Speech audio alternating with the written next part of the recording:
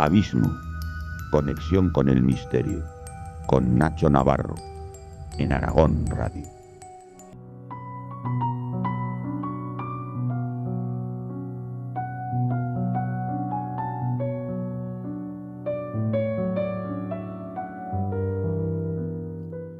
A comienzos del siglo XIX, como bien saben, Mary Shelley escribe una de las grandes novelas, uno de los grandes proyectos como era Frankenstein, donde ella decide que una persona creada, un humanoide con diferentes extremidades de personas difuntas, embalsamado también, recobra la vida. Hay quien habla también de los procesos galvánicos antiguos, que funcionaron también y hubo éxito donde en las salas de autopsia proyectaban esa electricidad y los muertos volvían a la vida. El efecto era que todos los equipos médicos echaban a correr fuera de las salas de autopsias y de disección, pero esto se quedaba dentro de una novela. Lo que ocurre es que poco a poco, pues la ciencia, los experimentos, los especialistas, pues es verdad que van consiguiendo que las extremidades, que las amputaciones puedan volver a sus lugares, manos de personas que han perdido la vida, y que tú obtienes partes del cuerpo que no te pertenecen desde un nacimiento, pero que se adaptan muchas veces a casi una perfección. Pero la ciencia quiere ir mucho más allá. Yo siempre digo que se alcanzará la inmortalidad. Hay quien habla de jugar a ser Dios. Hay quien habla de que el ser humano llegará a un momento en el que pueda vivir 250, 300 años. Y hay quien apuesta que estamos cerca en el tiempo, que no es una cosa pasajera que ocurrirá dentro de 40, 50 o que la ciencia ficción nos irá comentando. Entonces esos procesos han ido poco a poco. Ha habido los trasplantes de corazón, ha habido los trasplantes de pulmón, y ahora es cuando llega la inteligencia artificial. ¿Hasta qué punto puede llegar en el ámbito médico? Hoy tenemos una mesa que a mí me encanta porque es para mí los máximos expertos amigos que vamos a poder comentar sobre esto, porque hay proyectos donde se han dirigido la neurociencia, la ingeniería, esta inteligencia artificial, la combinación perfecta o para algunos diabólica en lo que se consideran los trasplantes de cabeza. Están trasplantes de cabeza, están trasplantes de cerebro. ¿Y qué ocurriría si vemos a una persona que se consiga por la calle andando con el cuerpo de un difunto y esa cabeza que está en perfecto estado cuando era tetrapléjico, por ejemplo? Un programa muy interesante porque les aseguro que esa ventana está a punto de abrirse. Atentos porque comienza Abismo.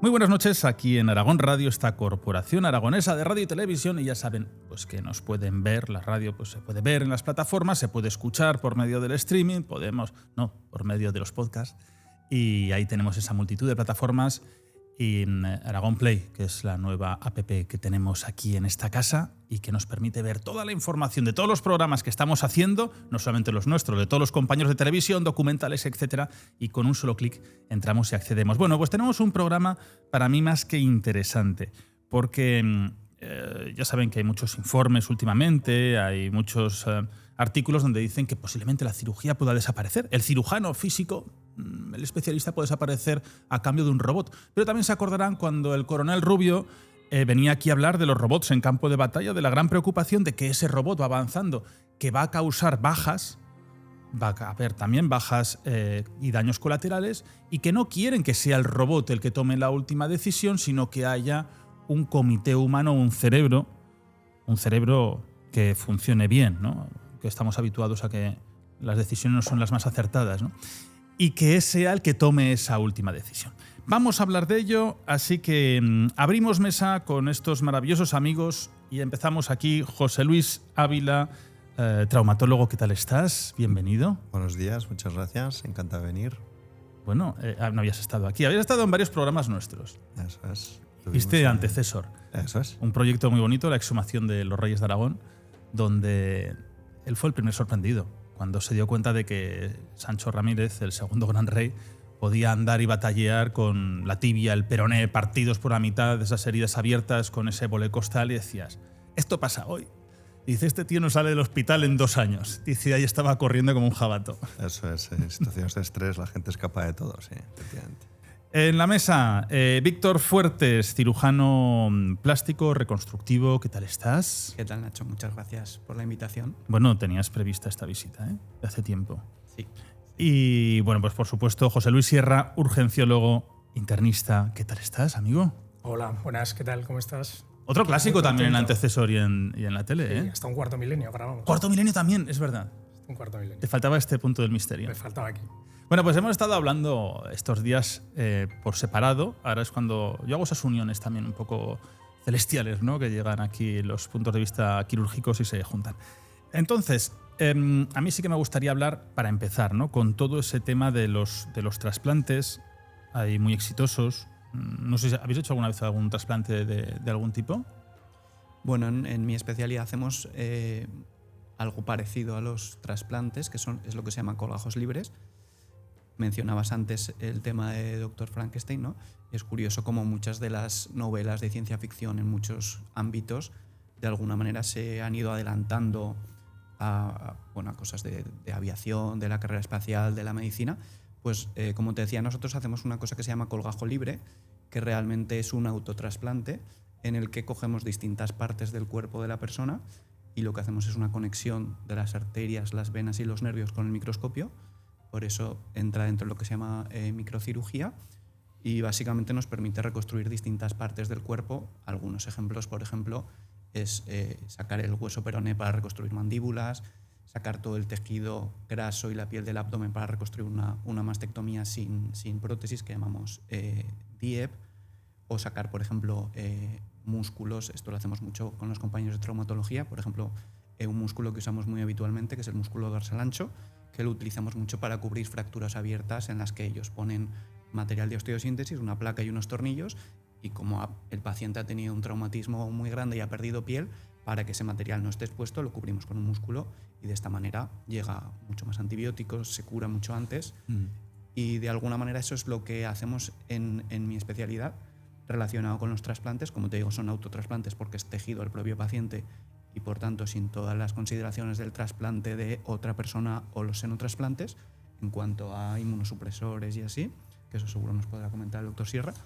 Y eso es un poco lo que hacemos, aparte de lo que son reimplantes, que es un miembro o una parte del cuerpo amputada, recolocarla en su sitio.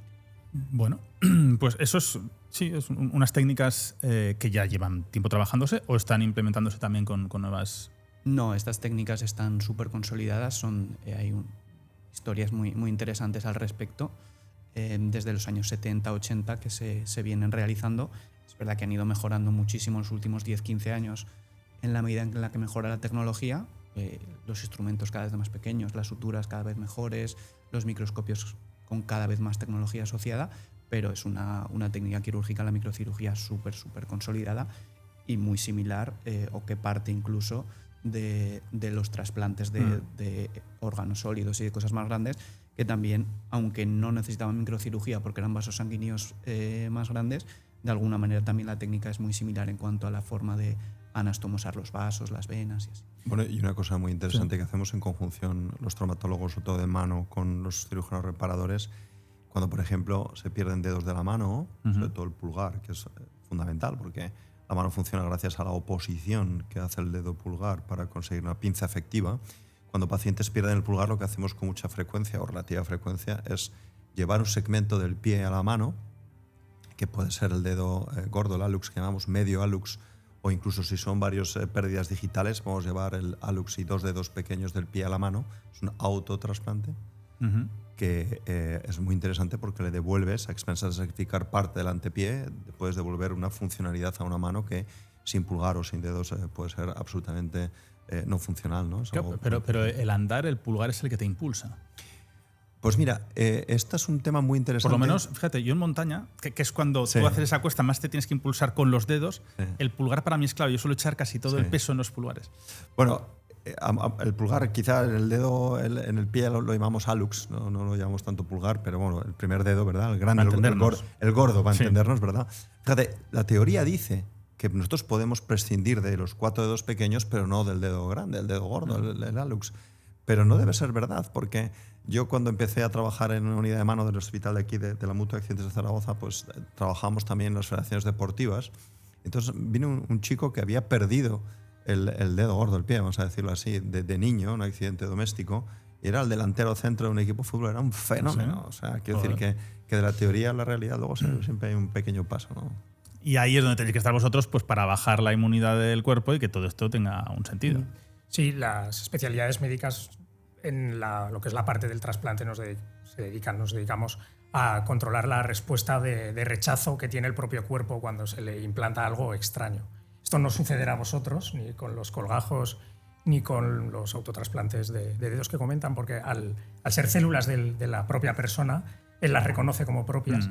Pero cuando hay un senotrasplante o un trasplante de órgano sólido de un donante, el cuerpo lo identifica como algo externo, y uno de los principales motivos de que fracase un trasplante, más allá de las dificultades técnicas de los quirúrgicos, es precisamente ese rechazo inmunológico que se produce a algo que el cuerpo ve como extraño y que hace perder el trasplante, se pueden llegar a perder. Pues yo os quiero comentar sobre ese inicio que he planteado del trasplante de cabeza. Hay 2 trasplantes, el de cabeza y el de cerebro. Vamos a hablar un poco de ellos, pero os voy a poner en materia.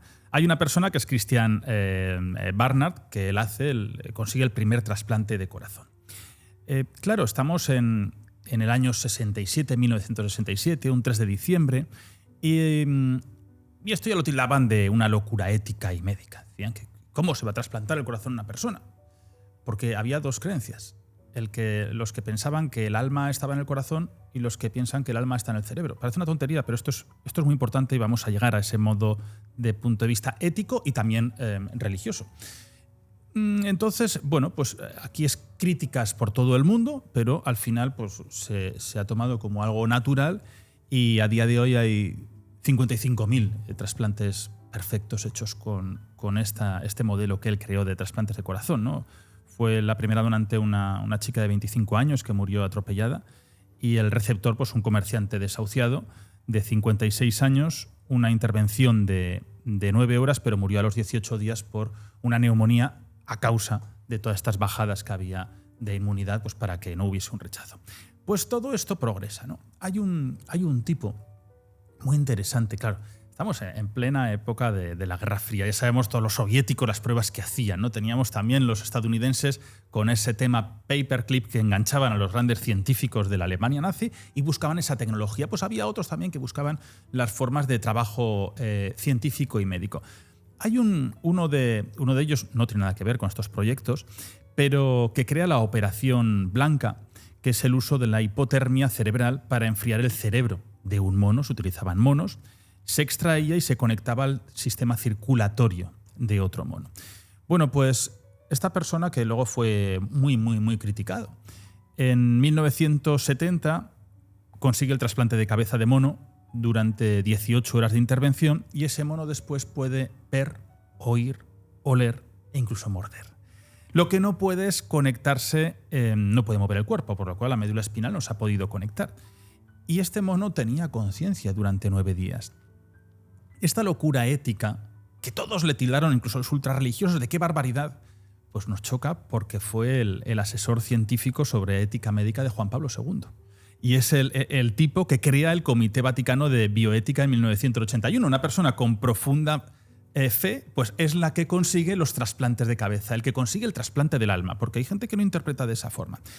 Luego estuvo Demillov, que vamos a hablar de él, este personaje, y hay otros tantos, ¿no?, que hacen esos perros con 2 cabezas. Llegó a haber más de 24 perros con implantes, trasplantes de 2 cabezas, y van comiendo por separado. Había fotógrafos, invitaron a prensa, e impactan mucho porque las imágenes existen, y si el señor YouTube no nos las censura, pues lo pondremos esta noche porque me parece muy interesante, al igual que intervenciones que me pasarán algunas imágenes, pero como tenemos la piel tan fina, pues habitualmente nos echamos a llorar y no se puede ver la historia de la medicina ni de la ciencia.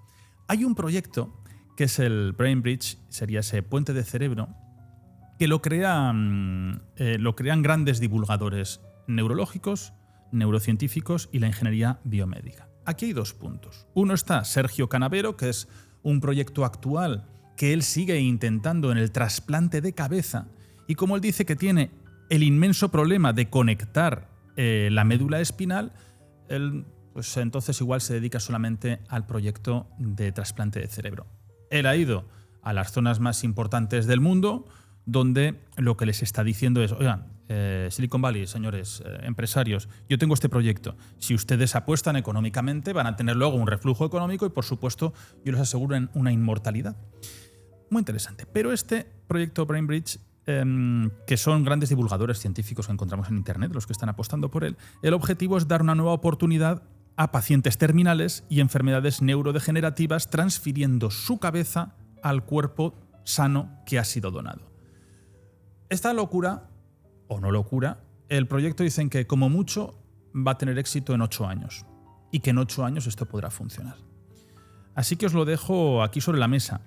El problema sigue siendo conectar la médula espinal porque es muy compleja y no se conoce bien cómo restablecer esas funciones motoras y sensoriales. Pero aquí es donde la inteligencia, la superinteligencia artificial, que no es la que nosotros conocemos con ChatGPT y todo eso, hay inteligencias artificiales brutales, son las que pueden dar luz a esta ciencia para conseguir uno de los grandes hitos de la medicina que posiblemente fuese un inicio hacia una inmortalidad. ¿Qué opináis? Wow, es un tema complejísimo porque los que nos hemos dedicado a la medicina antes de especializarnos, claro, hemos estudiado cómo funciona esto de la cabeza, ¿no? Y cómo funciona esto del cerebro, y eso es muy complicado, ¿no? Está la parte del pensamiento, la parte del raciocinio, la parte motora, la parte sensitiva, los reflejos. Es una CPU muy compleja, mucho más compleja de cualquiera que te puedas imaginar, con lo cual, a la hora de plantear el trasplantar un cerebro o una cabeza, yo no lo diferencio mucho, porque al fin y al cabo la cabeza es el cerebro, ¿no? A lo mejor le añades los ojos, le añades un poquito los estímulos del olfato, del gusto, pero el cerebro es el CPU del cuerpo, ¿no? Entonces, a la hora de querer hacer un trasplante, ¿cuál es nuestro objetivo? Es decir, ¿queremos devolver una parte motora? ¿Queremos solucionar a un paciente psiquiátrico, devolverle al mundo real? ¿Queremos que nuestro paciente recupere las sensaciones organolépticas importantes para tener calidad de vida? Y en base a eso, ¿qué es lo que vamos a conseguir? ¿Qué no? ¿Qué vamos a sacrificar? Es un tema muy complejo. Yo no lo veo a 8 años. No lo veo a 8 Claro, aquí años. tenemos el tema de la brecha social, porque esto no es un trasplante de corazón, que a día de hoy pues, se asume también por medicina pública, sino que aquí sería absolutamente privado, con unos precios, podemos imaginar que son desorbitados, pero bueno, esto es como todas las creaciones, primero tienen precios desorbitados y luego pues se van dignificando y pueden llegar a ser asequibles. Yo no sé cuánto puede costar un trasplante de corazón en precio, por ejemplo, en una seguridad social. Hay una estimación más o menos, no lo sé, que podemos estar hablando de más de un año de preparación. Hay cálculos, ¿te refieres a lo económico? Sí, o al económico, tiempo? económico. Hay por cálculos ejemplo. de entre 50 y 100.000 euros sí, para los trasplantes de órgano sólido de coste en el servicio público de salud, que obviamente siempre es más barato. Estamos hablando después Y, de por 40 supuesto, años en la de privada, técnica. mucho más caro. Claro. ¿Y qué opináis de estos trasplantes de cabeza? Yo creo que cuando hablamos de trasplantes de cabeza hay que diferenciar dos problemas médicos. Robert White, que como tú lo has nombrado, él, alguna vez lo hemos comentado tú y yo, él no hablaba de trasplante de cabeza, él hablaba de trasplante de cuerpo. ¿Por qué? Porque dentro de esta dos corriente filosófica de dónde anida el alma, como has dicho, Robert White era cristiano, era católico, practicante, y formó parte de esos comités de ética. Y él era de la corriente en la que el alma, lo que una persona es, sus recuerdos, sus pensamientos, estaban en el cerebro.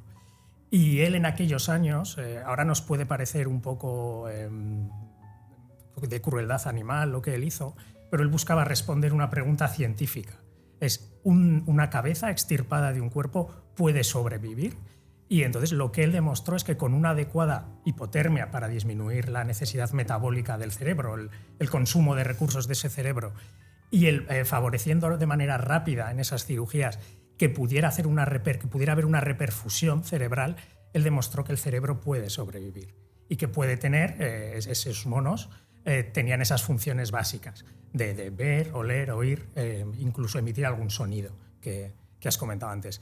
Él se encontró con dos problemas. Los monos se murieron precisamente por el rechazo inmunológico que provocó, y luego, si no, a largo plazo se hubieran muerto de complicaciones respiratorias porque él nunca los pudo desconectar de una máquina de ventilación asistida. Vale. Entonces, si queremos hacer un trasplante de cuerpo o de cerebro, yo creo que hay que diferenciar dos enfermedades. Una es la médula espinal, son los tetraplégicos, que es para quienes se ha propuesto el hacer este trasplante de cerebro, ¿no? de cuerpo. Ahí está el problema de la reconexión con la médula.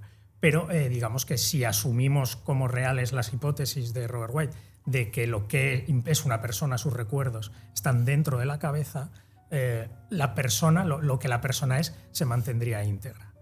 En un problema neurodegenerativo, una enfermedad de Alzheimer, un tumor cerebral, un traumatismo, ahí sí que tienes que hacer un recambio de cerebro, tienes que extirparle una parte de su cerebro. Entonces ahí es la que filosóficamente, si asumimos que lo que es una persona está en el cerebro, ¿esa persona va a cambiar o va a seguir siendo la misma? Claro, entendemos que esos recuerdos, según qué zona fuese, pues esto va todo por zonas, ¿no? Esto es muy quirúrgico. Pues podría perder ese tipo de recuerdos. Que ya los han perdido, ¿eh? Según las zonas, las pueden perder. Según las zonas pueden perder. Porque sería una persona distinta, con el claro, mismo cuerpo. Eso ¿no? es filosófico. Por eso yo creo que cuando hablamos de esto de los trasplantes de cabeza, de cuerpo, de cerebro, hay que, como ha dicho el doctor Ávila, hay que saber qué es lo que queremos lograr, ¿no? Cuando lo hacemos, porque probablemente las técnicas sean diferentes. No sería el mismo tipo de intervención hacer a un tetrapléjico que a un proceso neurodegenerativo o una enfermedad tipo demencia en la que haya múltiples partes de cerebro afectadas y deterioradas. Víctor. Luego también tenemos grandes problemas técnicos que aquí la tecnología y la inteligencia artificial quizás puedan abrir camino, que para explicarlos muy rápidamente, uno sería desde el punto de vista quirúrgico. El problema fundamental es la reconexión de la médula, porque la cicatriz, que en cualquier otro tejido, cuando reparamos un músculo, piel, hueso, nos ayuda, aquí es nuestra gran enemiga porque hace una barrera que no permite pasar el impulso eléctrico, y eso hace sobre todo la parte de la movilidad, que los músculos estén muchos meses sin impulso eléctrico y se degeneren, se atrofien. Ahí incluso hay algunas ideas, algunas vías de investigación que lo que pretenden hacer es bypassear, poner, para que me entendáis, un chip, un electrodo a un lado y otro al otro lado de la médula y conseguir bypassear esa señal eléctrica. Y el otro gran problema es médico. Esto el doctor Sierra quizás nos puede decir por dónde puede ir en los próximos años esto, pero por ejemplo en mi especialidad hacemos algunos trasplantes de cadáver que son, por ejemplo, los trasplantes de cara o los trasplantes de extremidades de un cadáver. Y aquí el problema principal que se nos plantea es de indicación, porque tenemos el límite de la medicina.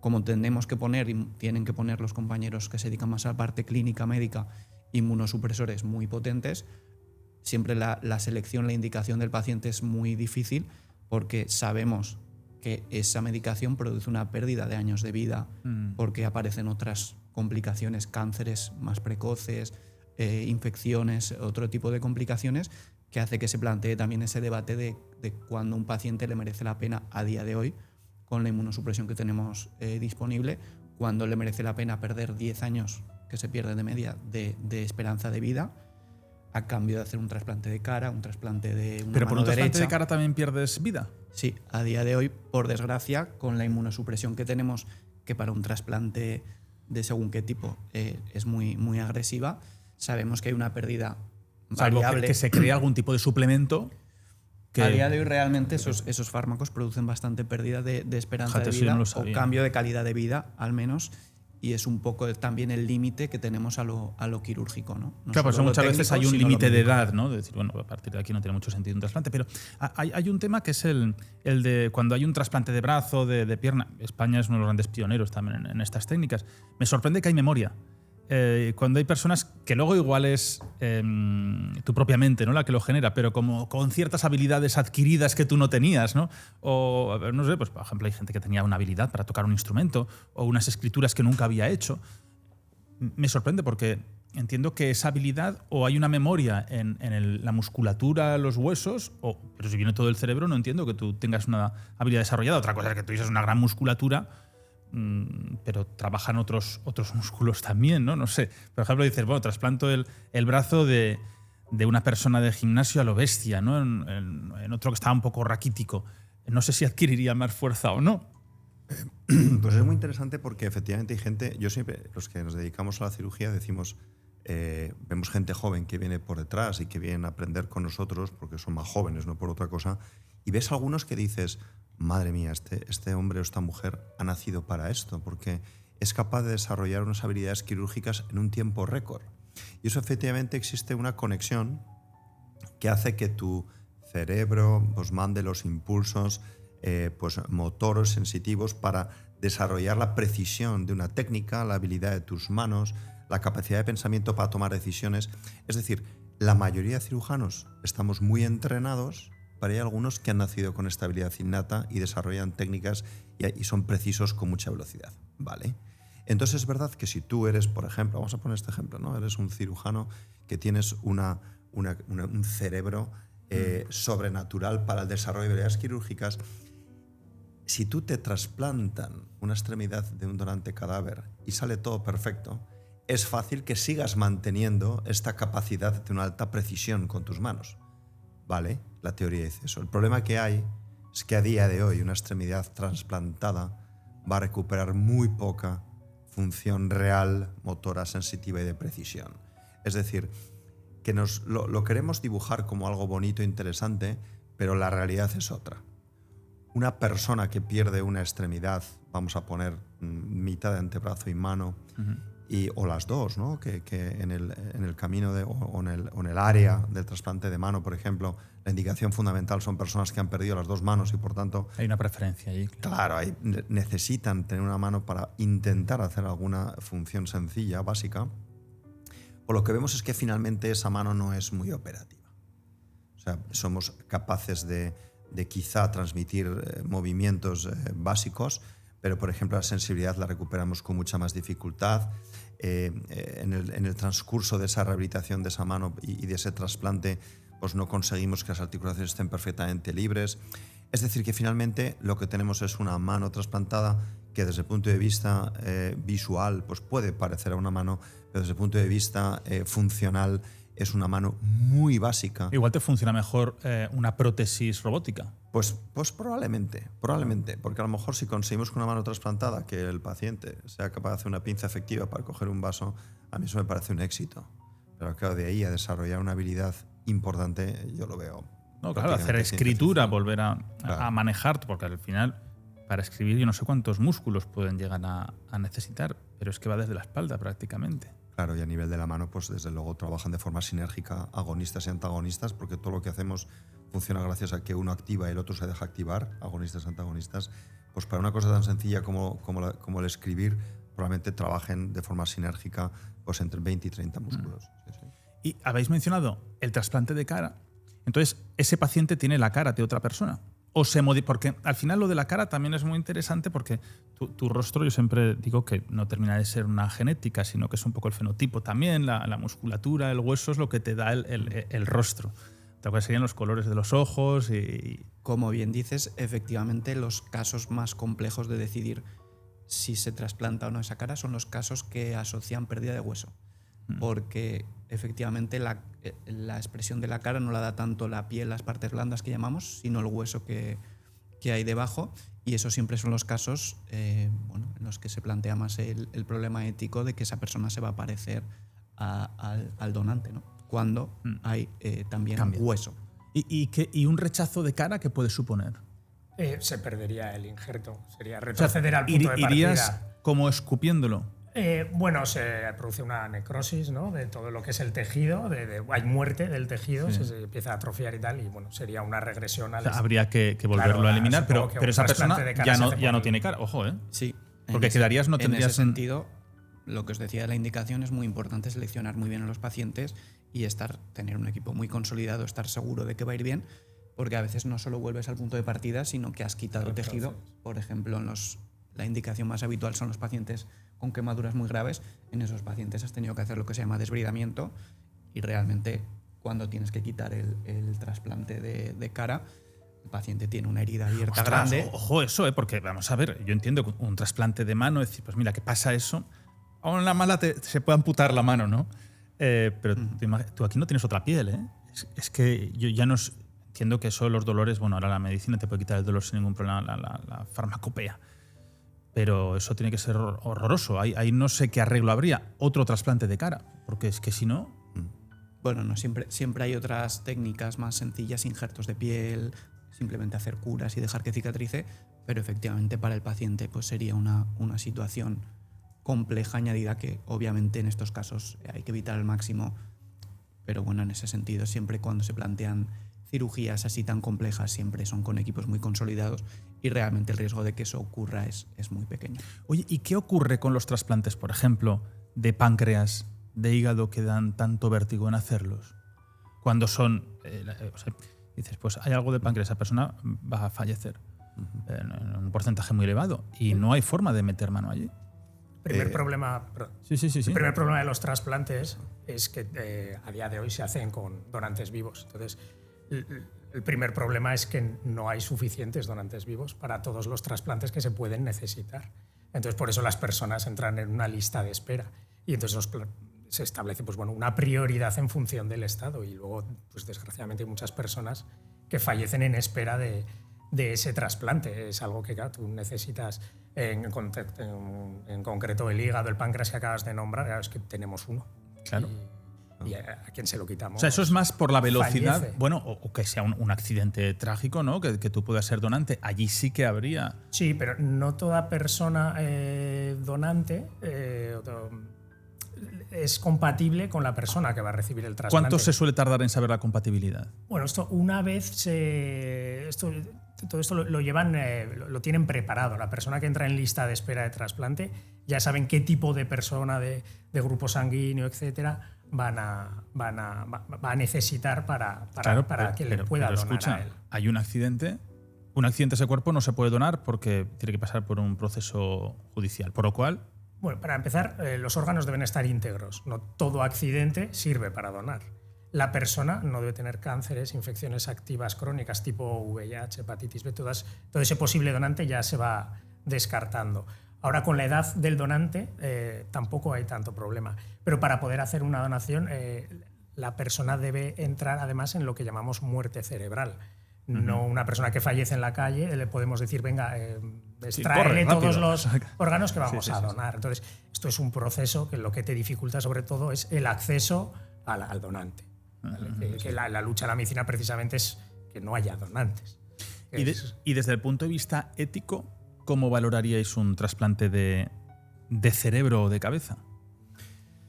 O sea, por ejemplo, vosotros estaríais a decir, bueno, es que desde el punto de vista médico esto me parece una aberración. O decir, oye, pues esto me parece un progreso de la ciencia y si alguien lo quiere, ¿por qué no?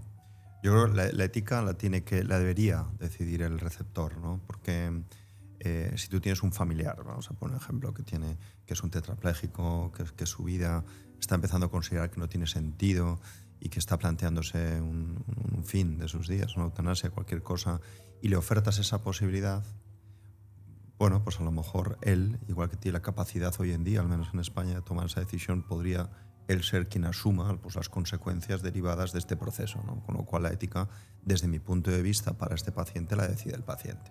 Siempre y cuando el donante se respete, por supuesto, por su deseo de participar y se establezcan pues, todos los caminos correctos, éticos también, para realizarlo. Esa es una cosa. Y lo otro es que a lo mejor a tu lado tienes también un paciente, un familiar que tiene un proceso degenerativo, un Alzheimer o un proceso psicopatológico, convivir con una persona con esquizofrenia grave o una depresión con tendencias autolíticas graves, que a lo mejor le puedas dar esa posibilidad. Aquí es donde yo creo que se plantea realmente el problema ético, porque la persona a la que vas a querer ayudar probablemente no está en sus condiciones perfectas para tomar una decisión así.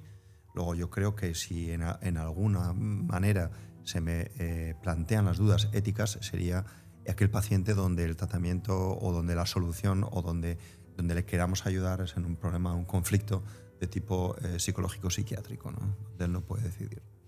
¿Opináis lo mismo? ¿Sí?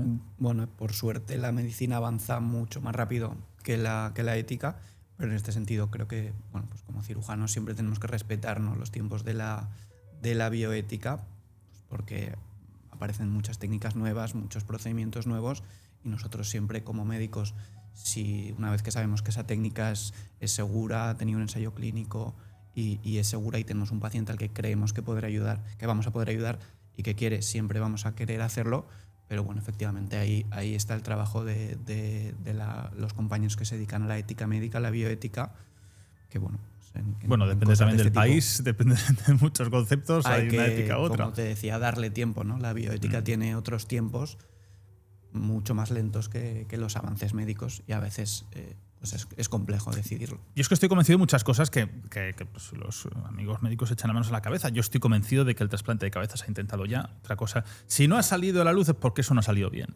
Y hay países donde hay vacíos legales o simplemente tú buscas un sitio tú tienes una dotación económica grande y tú te lo puedes montar. Al igual que yo estoy convencido de que se ha probado de forma, no sé si satisfactoria, la clonación humana. O sea que todo esto, normalmente cuando sale, decir, no, es que se ha conseguido. Pues este tío lleva 15 años detrás y anda que nos han hecho pruebas. Y hay países que sí que permiten una clonación humana, otros lo tienen bloqueadísimo. Y aquí en este proyecto, en el BrainBridge, una de las propuestas es la clonación humana sin cerebro. Para que esa persona, esa clonación no tenga ningún tipo de reacción y sobre todo no tenga una conciencia. Y cómo la inteligencia artificial podría clonar seres humanos exactos, pero, vamos a decir, sin el sentimiento, que el gran miedo de la clonación muchas veces es el tema del sentimiento. Es un mundo abierto que es increíble. Esto es, por ejemplo, me acuerdo de Liz Parrish, que es una empresaria muy cotizada, muy conocida, que tienen y que van cambiando la edad biológica. Gente de 70 años que tiene una edad biológica de 25. Claro, ¿esto cómo se consigue? Pues estaban ahora con las cámaras hiperbáricas. Bueno, pues hay grandes futbolistas, grandes famosos, sí que dicen que ellos utilizan una serie de mecanismos diarios que su edad pues se va rejuveneciendo. Estos son hitos científicos que son maravillosos. Caros. Sí, hablamos creo que de Cristiano Ronaldo, ¿no? Sí, Cristiano Ronaldo va con su cámara hiperbárica. Sí, sí. Bueno, no sé, ya que se baña a 0 grados, ¿no? Tiene también una bañera con hielos y yo creo que cada uno va probando un poco las cosas que le van explicando que le pueden ir bien, ¿no? Pero volviendo a lo que comentabas de la posibilidad de clonación, a mí, hombre, que no es que tenga toda la información para opinar con certeza, pero a mí eso me asusta mucho, porque si tú estás clonando personas sin mente, sin pensamiento, sin raciocinio, sin capacidad de decisión, pues de ahí al ejército, ¿me entiendes? De las galaxias, esto. Y luego, pues es que no, los seres humanos somos así. Es que todo lo que... O sea, todo lo imposible intentas construirlo. Claro, intentas lo imposible, pero con un fin que luego finalmente va a ser pues, económico, destructivo, poder... Bueno, es que esto es eso. Somos así, ¿no? Es un poder económico el que te va a dar, es un poder social y es un poder de dominio, ¿no? Entonces, por eso dices, bueno, pues qué sé, uno de los grandes multimillonarios que puedas tener en el mundo se pueden permitir cualquier tipo de proyecto de este tipo, de crear una clínica solamente para sus proyectos, para sus ideas. Y por eso el tema de la clonación, que ahora no está tan en auge como hace tiempo, por lo menos en los medios de comunicación, pero avanza a unos pasos agigantados. Y asusta. Yo como creo que sí que lo veremos, que veremos algún tipo... No verás un clon andando por la calle, creo. Pero fíjate este proyecto, decir, bueno, como ponéis problemas aquí diciendo que si este clon va a tener conciencia, que si un día le vamos a quitar el bazo, el corazón o la pierna, pues lo hacemos sin cerebro, así ni siente ni padece. El problema es un poco lo que decía el doctor Ávila, ¿no? Que por desgracia si esta tecnología, si estos avances se usasen para clonar a una persona y que tenga un hígado nuevo sin una patología, sería maravilloso, pero con frecuencia ocurre que estas tecnologías o estos avances lo que ocurre es que realmente nos damos cuenta de que no son rentables para hacer el bien, pero sí, como decías, para otras cosas, y en este sentido por eso tiene que estar muy bien regulado y muy bien planteado, porque si no, pues... No, pero es que la inteligencia artificial está hecha para hacer el bien, pero es que habitualmente se hace el mal con ella.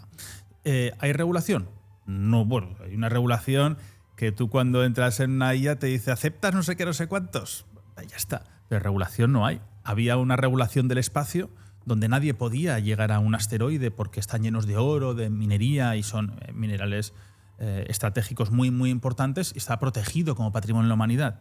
Hasta que llegó Obama, dijo el primero que llegue gana. El primer estadounidense que llegue a un asteroide, solamente estadounidenses, se lo queda para ellos y todo lo que puedan sacar de allí, ¿no? El que consiga sacar helio 3 de la Luna, que una cucharada serviría para una familia entera de gasto de luz, bueno, pues es un mundo libre. El que lo consigue llega. Entonces, ahí está también pues, bueno, sabemos que los estilos políticos van cambiando ciclos cada 4 años, llegan nuevas ideas y esa locura que todo el mundo se echa las manos a la cabeza, en 2 años se ha olvidado y no pasa nada. Pero fíjate, a mí Nacho, me da miedo realmente, porque todos los problemas que hay desde el punto de vista de salud, vamos a decirlo así de forma genérica, nacen del crecimiento rápido. Me explicaré. ¿Qué es un cáncer? Un cáncer son unas células cuya información genética se altera y hacen una reproducción no controlada. Se van produciendo células y más células sin una regulación, sin un control. Y eso es un cáncer. ¿Qué ocurrió con el advenimiento del COVID en el año 2019? Yo, sin saberlo, lógicamente, con certeza, estoy totalmente convencido que en China estaban haciendo pues, estudios de investigación con respecto a cepas de elementos bacterianos. Y ahí hubo un escape y eso ha costado un montón de vidas.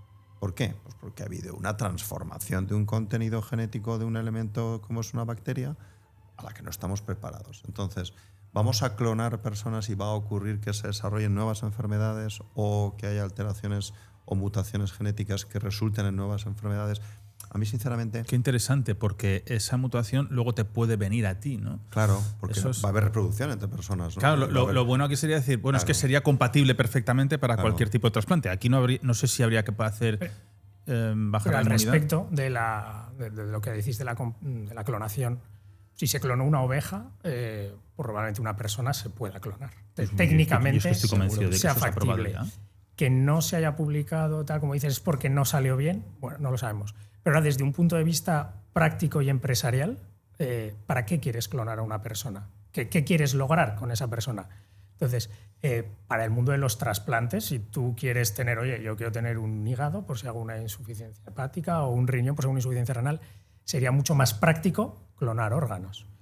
Y eso, teóricamente, se podría hacer extrayendo células madre de una misma persona y decirle, pues bueno, te activo para que te conviertas en un hepatocito, en un tal, y me crees un hígado nuevo, o un riñón nuevo, o un corazón nuevo. Y eso, si no se ha hecho, si no lo conocemos a día de hoy, es porque no se ha logrado. Sí que, bueno, luego creo que queríamos hablar de los xenotrasplantes, ya adelanto. Sí que se ha investigado en parte de los xenotrasplantes, sobre todo se trabaja mucho con cerdos, porque por tamaño son muy similares a nosotros y por tipo de célula son también parecidos. Lo que buscan es eliminar todo tipo de célula de lo que es el tejido. Pues en un hígado pues se quita la célula hepática, el hepatocito, se eliminan las células epiteliales de los vasos, que todo el hígado está muy vascularizado, es el órgano más vascularizado del cuerpo, y los conductos biliares, ¿no? Y entonces se queda el armazón, la estructura, que es el tejido conectivo que llamamos. Y sobre eso le meten células madre para ver si se forma un hígado. Y eso no se ha logrado. Es un banco de órganos. Bueno, se ha intentado hacer eso para evitar precisamente el rechazo y tal. Y sobre eso se ha investigado, sin a día de hoy, a futuro no. Claro, ahora no tenemos sabemos, la inteligencia artificial. Pero no se ha logrado. Entonces, por eso te digo que para cara a la clonación, pues igual es más práctico clonar el órgano que necesitas. Incluso fabricarlos en cadena, claro, si hiciera falta. Que esto es lo que tú me comentas del xenotrasplante. Bueno, por desgracia, a veces lo que plantea más problemas éticos siempre es lo más fácil desde el punto de vista científico o quirúrgico, ¿no? Y como dice el doctor Sierra, pues toda esta vía de la impresión 3D en general, que se le llama así, de los órganos, que realmente es mucho más complejo, es lo que ha explicado, no acaba de funcionar. Y de hecho, bueno, la investigación va más hacia conseguir con la inteligencia artificial hacer edición genética de un animal, de un cerdo, para que no tenga inmunidad contra el receptor. Quizás ahí la inteligencia artificial sí que, bueno, pues sustituirá miles de horas de trabajo de un ser humano haciendo esa edición genética y pueda ser prometedora, y a la vez no plantear el dilema ético de hacer lo que ya podemos hacer, que es clonar a una persona entera, porque, como decíais, la tecnología, si se ha conseguido clonar otro mamífero, realmente la tecnología ya la tenemos casi con seguridad, pero bueno, plantea esos problemas éticos y legales muy grandes. Pero esas impresiones en 3D de órganos, dices, bueno, que igual no se está consiguiendo, no se está haciendo. O no se consigue o no interesa. Porque el tú tener un órgano guardado en un banco de órganos idéntico, pero que si tú lo puedes utilizar o necesitar o que se pueda construir en un mes, 15 días, estaríamos hablando de que una farmacéutica estaría 3 años sin un tratamiento de una persona. Ya no necesitarías un tratamiento de X años, un tratamiento de muchísimo dinero. Entonces yo no sé si hay veces que hay estamentos, hay moles por encima que dicen, es que a mí no me interesa porque aquí podemos destruir cierta industria muy consolidada, con grandes dominios, que ahora vienen unos nuevos con unas imprentas y nos joden el negocio. Bueno, al final la persona que necesita un trasplante muchas veces no vive 3 años y fallecen por el camino, porque son órganos vitales. Es un corazón, un pulmón, un hígado, riñones. Entonces, pero tú sabes de lo que estamos hablando. Cada vez que hay un tratamiento, el dineral, que es ese tratamiento, aunque sean de 3 meses. Pero en ese sentido, bueno, te voy a llevar aquí la contraria. Sí, no. que yo creo que esa presión de las farmacias, de los lobbies farmacéuticos, que es probable que la haya a niveles que el médico de calle no conoce, no sabe. En estas enfermedades que son terminales, el paciente se muere, a ellos les da igual. Entiendo, es que no... Bueno, también hay un consumo. Yo siempre veo pero el parte de la otra cara en las monedas. Se ha abierto una lata. Esa persona necesitará tratamiento para otras cosas. Sí. Y si fallece, deja de consumir esos tratamientos. Entonces, o sea, son a la persona que se somete a esa indicación que hacemos de le tenemos que poner el trasplante. No es porque dices, oye, creo que me molesta un poco el riñón que he tenido piedras, quítamelo. Sí, pero no es lo mismo nuevo. un ibuprofeno que una medicación de esas. Pero ¿te refieres a...? Desde el punto de vista económico, claro. Sí, uno en diálisis, por ejemplo, ¿no? Pero las personas, claro, en diálisis también tienen muchos efectos secundarios la diálisis y no son inmortales. No, pero el dinero que genera. Sí, que está claro que al final genera. Como en todos los sitios hay una industria. Pero bueno, una industria que tiene que generar, ¿no? Ya te lo he planteado. Entonces, como si yo aquí invento unos micros nuevos, me van a dejar implementarlo en todas las radios. Me van a decir, anda, venga, circula por allí, que ya vendremos más adelante. Y por desgracia, cuando esa es la realidad y tampoco simplemente es maldad sin más, pero la realidad es que cuando planteas en un consejo de administración de una industria biomédica un proyecto que puede que salga y que va a costar muchísimos millones de dólares o de euros y que no tienes la certeza de que salga y que además va a curar una patología, o planteas la otra alternativa, que es pues una medicación que cronifica la enfermedad, y ese proyecto va a salir mucho antes, va a ser mucho más económico. Por desgracia, en general, si detrás hay una industria y una empresa, lo normal es que apuesten por la opción más rentable. Eso es una realidad. Claro, hombre, aquí el que más recetas expide yo creo que eres tú, de toda esta mesa. Probable. Yo no sé si hay una medida de cuántas pastillas se puede llegar a tomar al día. Es que según qué cosas... Hay personas, yo veo familiares, bueno, a mí me ha pasado, tú lo sabes, de estar con 5 o 6 cajas al día. Y dices, bueno, te va bien, pero luego miras y dices, mira, de esto no hay nada natural. Es decir, estoy todos los días metiéndome aquí 3,5 gramazos de una cosa que me puede venir bien hoy, pero luego hay diferentes órganos en el cuerpo también que van dejando residuos, que van dejando diferentes molestias, que seguramente luego haya una medicación dentro de 10 años que tenga que tomar para limpiarme ese hígado, limpiarme lo que sea. Entonces, esto es un círculo vicioso donde siempre estamos enganchados hacia eso.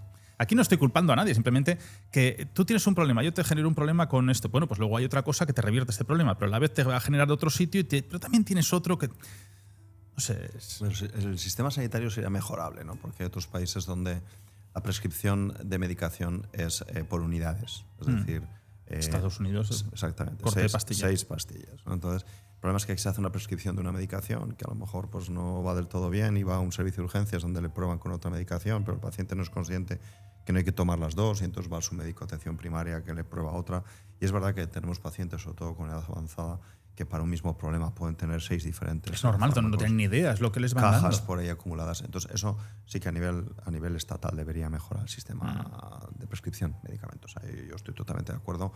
Por supuesto, los pacientes de medicina interna son los que más medicación llevan, pero ojo con los dolores crónicos también, que también llevan un montón de farmacopea, que además puede que interaccionar entre ella y que no está controlado de forma real o correcta por ningún sanitario, ¿no? Mira, y hay yo incluidos estuve, farmacéuticos ahí. tú sabes que yo estuve casi un año con un dolor tremendo de brazo. No sé, tomaba 4 o 5 antiinflamatorios y pastillas al día. Tú con un pinchazo me lo quitaste. Me quitaste, por ende, el consumo de esas pastillas. Tal cual. Yo casi lloraba del dolor de esa aguja mínima acariciando el hueso, ¿no? Fue horroroso, me acordaré siempre. Gracias. Gracias por estas palabras de cariño. Y esa es que yo tengo fobia a las agujas. Y ese mínimo. Y entonces desapareció el dolor por completo. Y simplemente tocaste un punto. Sí. Hiciste una pequeña ecografía, clon. Eso es. Hicimos una concentración de medicación en el punto que genera el dolor y bueno, pues fuimos efectivos. Y ahí no es un ahorro, es decir, pues yo mi cuerpo deja de consumir según qué sustancias que seguramente no necesitasen semejante dosis. Por eso, pero el problema probablemente nace de varias atenciones. Ostras, estoy fatal. No dolió, por cierto, no dolió nada, pero claro, yo aquí soy un artista y monto espectáculos interesantes. ¿Qué puede ocurrir eso, no? Que vas un día fastidiado a un servicio de urgencias, te plantean un tratamiento, luego vas a tu médico de atención primaria, te plantea otro, luego vas a un especialista y finalmente, pues seguramente la cosa es que te coja un sanitario, un médico, un especialista, quien sea, y te haga un seguimiento global de tu patología y de esa manera no haya pues estos pequeños errores en el manejo del paciente. Quizá, bueno, la clave fue acertar. Pues fíjate, ¿no? Bueno, tú llevas años pidiéndome análisis y te digo, bueno, pues anestesiarme y entonces ya me sacáis análisis de sangre sin ningún problema. No hay manera de que quieras ver la aguja. Pero fíjate, te quería interrumpir, perdona. No. De lo que hemos hablado, me gustaría comentar 2 cosas rápidas, a ver si os parecen interesantes. Una, con respecto al trasplante de corazón, uno de los pacientes que habitualmente son donantes son gente joven con un accidente de tráfico, con un traumatismo craneoencefálico no solucionable, donde el resto de la anatomía está en perfectas condiciones. Pongamos el ejemplo de, yo tengo una hija de 19 años, tiene un accidente de tráfico y me piden esto y haces una donación. Y el corazón de mi hija va a una persona que lo necesita y le devuelve la vida, ¿no? Entonces, esas imágenes donde ves al padre de la donante escuchando el corazón de su hija en el cuerpo del receptor.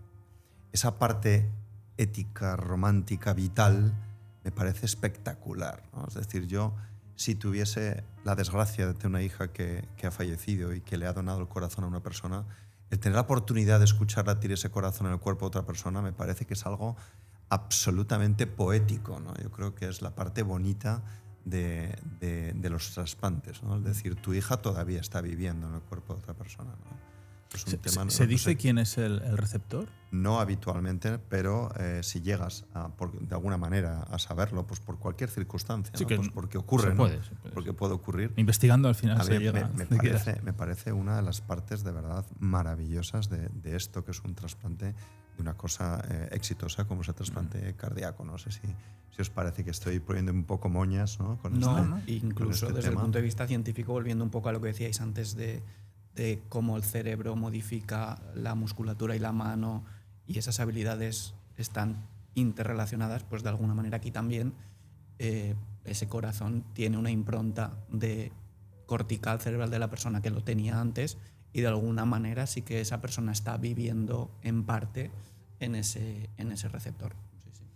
Yo estoy de acuerdo. Y ya para acabar, ¿qué opináis de la inteligencia artificial, la robótica, en el punto de vista de la cirugía y directamente de un poco saber qué es lo que le ocurre a los pacientes? Porque hay 2 puntos muy interesantes. Uno, que pueda llegar a retirar al cirujano de la mesa de operaciones, porque la pericia del robot puede ser muchísimo más concisa, pero en la mente del cirujano pueda estar manejando ese robot. Porque al final hay una decisión de un corte, de lo que sea, que igual decir, espera, que igual haciendo esta otra fórmula, en vez de todas las estadísticas que tú tienes dentro, y luego hay otra, pues que para las medicaciones puede venir muy bien, para saber lo que puede tener esa persona, pues para trazarlo, pero sí que dicen que como es tan exacta, pues puede llevar a hacer pruebas innecesarias y que una persona, pues que tampoco es para tanto la cosa, o que está claro, por decir, pues en vez de hacer una prueba, te hacemos 25 para descartar todo y estar 100% seguros. La IA está naciendo ahora, pero va a unos pasos agigantados, y cuando miras atrás te está adelantando esa inteligencia artificial, la superinteligente, que pienso que es un ámbito, el de la medicina, visto que hay problemas también de médicos en las zonas rurales, ¿no? O tú me comentabas, es que para irme de vacaciones es que es un número. Y vosotros, ¿no? Coger vacaciones en este mundo es que es una locura, porque llega agosto, llega julio, ¿y cómo lo hacemos? Pues falta vocación. En Japón ya están diciendo que tienen un problema tremendo demográfico, donde habrá un momento que el 78% de la población estará envejecida, 78%, es decir, no tenemos gente para crear tecnología, no sé qué, trabajar ordinariamente y encima cuidar al 78% de la población. Bueno, pues estamos en un mundo que ha tenido un cambio muy drástico, negativo por un lado, pero a la vez positivo, con que la tecnología puede sustituir. Sustituir no quiere decir que mande al paro a la gente, que eso es una... no sé, cuando llegaron los coches, pues los que llevan las carretas se adaptaron para otras cosas. Cuando llegó la radio, pues o el teléfono, el telégrafo, el telegrafista se adaptó. Entonces, al final no es que esa inteligencia artificial te mate, como puede ser con las traducciones, que por desgracia están sufriendo mucho, sino hay que adaptarse, hay que sumarse a ella. Y lo más bonito es aprender a enseñarle, ¿no? a esa inteligencia artificial a que sea la mejor, y tú puedes tener tu propia inteligencia artificial, tus propios robots, y son, por ejemplo, la cabeza del doctor Ávila para traumatología de hombro, pues ese robot te va a hacer lo mismo que yo, pero seguramente un poquito más preciso. No lo sé, estamos en un punto, creo que, de inflexión. Yo creo que sí. Yo creo que, fíjate, siempre llevo tiempo pensándolo y siempre decía que no, pero ya empiezo a pensar que sí. Me voy a explicar. La inteligencia artificial generativa es que la estamos viendo que no solo va rápida, sino que aprende de todo lo que va pensando, ¿no? Entonces, cada vez el crecimiento es exponencial, el potencial es exponencial, entonces no tiene fin y utiliza muy poco tiempo. Entonces, ¿qué es un cirujano experimentado? Un cirujano experimentado es una persona que ha estudiado, que ha trabajado, que ha aprendido, que ha hecho ensayo-error, desgraciadamente, porque tú planteas una técnica, te la has preparado y luego funciona o no funciona, porque hay muchos componentes biológicos, mentales, psíquicos, sociales, de muchos. Pero tu experiencia es que tu CPU ha estado integrando información y sacando conclusiones de eso. Eso la máquina lo hace muchísimo más rápido, no necesita tantos años. Con lo cual ahí nos van a superar. La parte técnica. Un robot ya sabemos que lo vamos a poder diseñar para que haga gestos técnicos con la misma precisión o más, porque no van a estar sujetos a que yo me canse, me maree, me despiste o me dé un calambre, porque la máquina no tiene eso, ¿no? Entonces, yo creo que desde el punto de vista técnico, la máquina nos va a poder copiar y superar, convencido.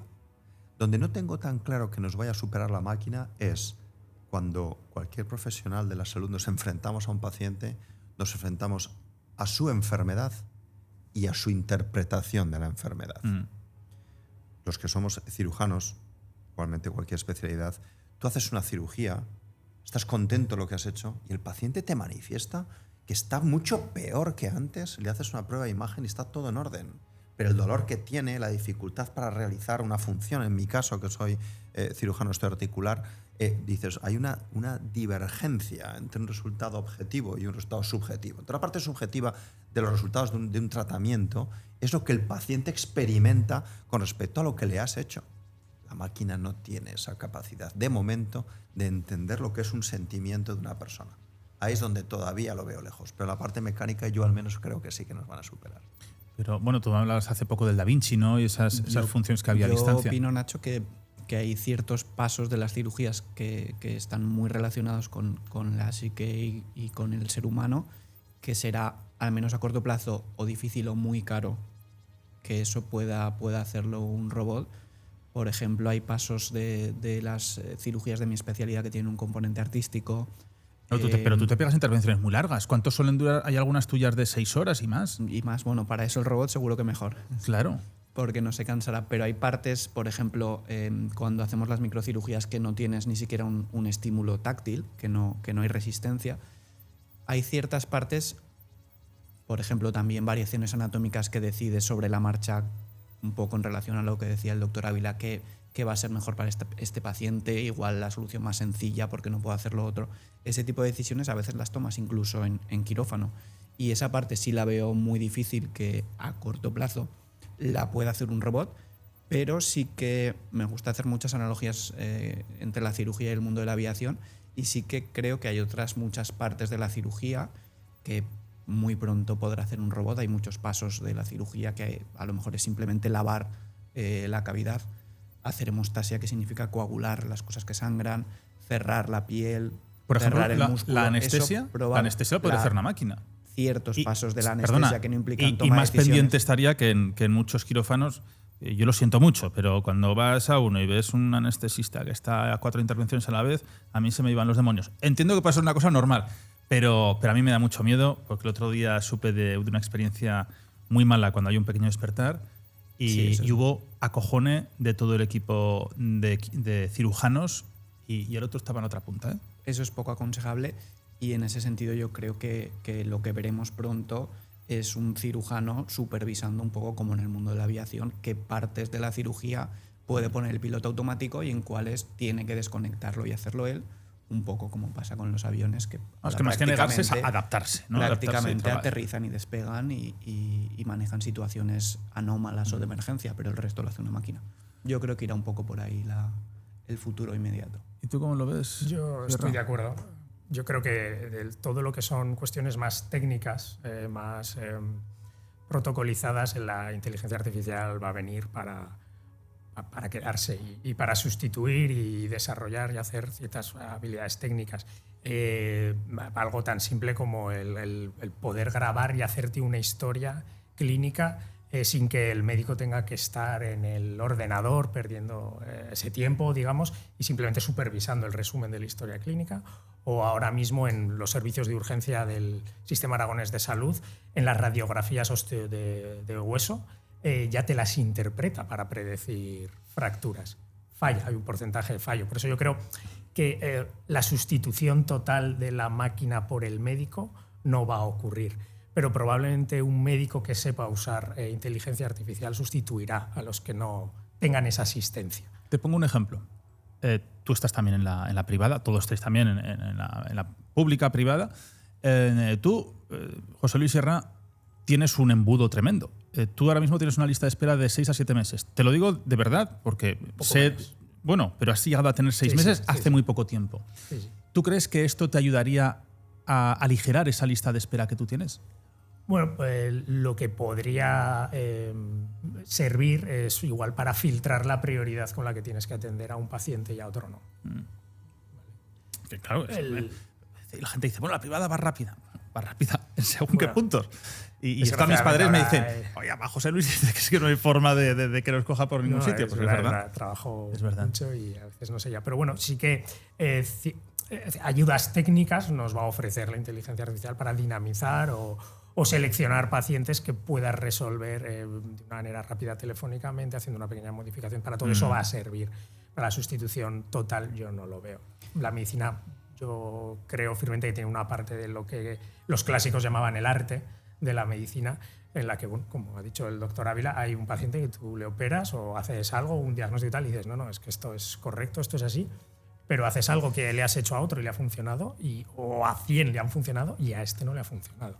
Entonces, quizá esa parte de oye, ¿qué ha pasado aquí? O hay veces que, bueno, ahora todo es muy protocolizado, de, pues bueno, esto primero si te duele el pecho, electro en menos de 10 minutos. Y hay veces que esos protocolos que tenemos, hay algo que no sabes explicar, que bueno, nos lo dará nuestra experiencia. Y dice, este no tiene que ir por el protocolo, algo pasa, ¿no? Y luego sabemos que la parte humana también cura. Conocemos el efecto placebo y, bueno, en ese sentido, eso sí, toda esa parte de cómo le hablas al paciente, cómo le haces la historia, lo que le explicas, cómo le haces el seguimiento, bueno, yo creo que también influye en que esa cirugía o ese tratamiento vayan bien. Y además el problema ético añadido, no sé, Nacho, si tú te subirías a un avión o a un taxi en el que no haya piloto o conductor. No, bueno, estuve a punto en un taxi estos y yo soy un conductor, digo no, o que me digan cómo se accede al acelerador y al freno por si hay una emergencia. Y hay algunos en Madrid, ¿eh? Ya existen y bueno, plantea ese problema de si la gente lo quiere o no, porque bueno, por mucho que ese taxi o ese avión vea mejor que el piloto, pues... ¿Sabes a qué tiene la gente mucho miedo? A un hackeo. Parece una tontería. Por ejemplo. Tú coges un hackeo de un sistema, no lo sé, hombre, que nadie lo quiera, pero esto al final llega. En mitad de una intervención de un trasplante de corazón haces un hackeo, ya no es que se paren, sino que tú imagínate que eso lo vuelves loco, eso me parecería, eso sería el fin de esos mecanismos. Y hay gente que igual les interesa también que haya un fin. Es que el mundo es muy jodido mentalmente, ¿eh? Y la gente puede inventar y hacer auténticas barbaridades. Y por eso en el ámbito militar, que yo tanto lo relaciono, el gran miedo es al hackeo. Es decir, y si alguien me hackea este robot que es invencible y resulta que lo hacen hostil contra su propio país, ese es el problema que ellos tienen. Tienen pánico al mundo de los drones, y ya ha habido drones que se han hackeado y han dado la vuelta, ¿eh? Y la tecnología militar da 1000 vueltas a la tecnología médica en esto, porque estos sí que tienen grandes inversiones y lo utilizan todos los días. Yo, volviendo a lo de antes, fíjate, yo a los Reyes Magos les pediría A ver, el dolorímetro. Máquina de precisión que te diga de forma real. pero dices por los exagerados. No, es que la percepción del dolor es muy personal. Pero claro, si yo ahora te digo... Claro, dices que me duele, que no, que la máquina dice que no es para tanto. No, pero yo ahora te digo, Nacho, me voy, que me duele la cabeza muchísimo. ¿Tú me crees, no? Sí, sí, sí, Pues- tú me lo dices, pues- sí. Pues no me duele la cabeza. Y esto es todos los días. ¿Sí? Todos los días. Por muchos motivos. Pero es que aparte yo te puedo decir, tengo un dolor que no puedo más. Entonces nosotros, como el dolor no podemos medir, decimos, mire, 0 es no tener dolor. Y 10 es un dolor que usted se tiraría por la ventana el dolor que tiene. Dígame entre 0 y 10 qué dolor tiene. 10. Siempre está. tienen 10. Y digo, pues tírese por la ventana. Hombre, que no, que tal, que cual. Bueno, Bueno, 9,5. y entonces le doy un tratamiento y le digo, ¿cómo estás? Y dice, muchísimo mejor. Si 0 es no tener dolor y 10, tienes, ¿cómo estás? Y dice, 9,5. Esto es todos los días. Entonces, la Claro, máquina, ¿qué haces la máquina con eso eso? no lo sabe interpretar. Primera cosa. Y segunda cosa, cuando nos enfrentamos a un paciente que no tiene por qué ser una persona de edad, que puede ser una persona de cualquier edad, y le preguntas, cuéntame qué sientes. Madre mía. La gente no es capaz de explicar de lo que expresar siente. lo que siente. Con lo cual tú tienes que intuir de lo que te va contando lo que tiene. Hacéis una labor psicológica. Eso, pero que eso a la máquina le va a costar. Lo que yo decía. Yo ahí veo problemas con la máquina. Oye, el cabreo del paciente con la máquina, dice, pero esto que me está diciendo, pero tú no tienes ni idea si yo no puedo soportar este dolor. Pues eso, la máquina, allá hay muchos sistemas de bots que te hacen una primera aproximación, ¿no? Pues ¿qué años tiene? ¿Qué medicaciones toma? Pues ¿qué síntomas tiene? Pues le duele por la mañana, por la noche, mucho, poco, tal. Pues si cuando tú hablas con ellos cara a cara y les tratas con todo tu cariño, no eres capaz de extraer información necesaria para hacer una aproximación diagnóstica, pues imagínate la máquina que dirá el abuelico de turno. ¿Cómo? ¿Cómo? Desde que me enteré que llegaba a haber cojeras psicológicas, por ejemplo, eso... Y embarazos, eso me y quedé... embarazos. Decir, bueno, esta persona, ¿por qué no puede mover el brazo? Y dice, no, si lo puede mover. Si el problema es el coco que lo tiene bloqueado, ese movimiento del brazo o de la pierna. De forma activa o de forma pasiva, o Es una queriendo pasada. o sin querer. Pero sí, es No, los de sin hay querer, temas esos com- son los complicados. hay Digo, temas ostras, complicados. a ver cómo se lo digo para empezar, ¿no?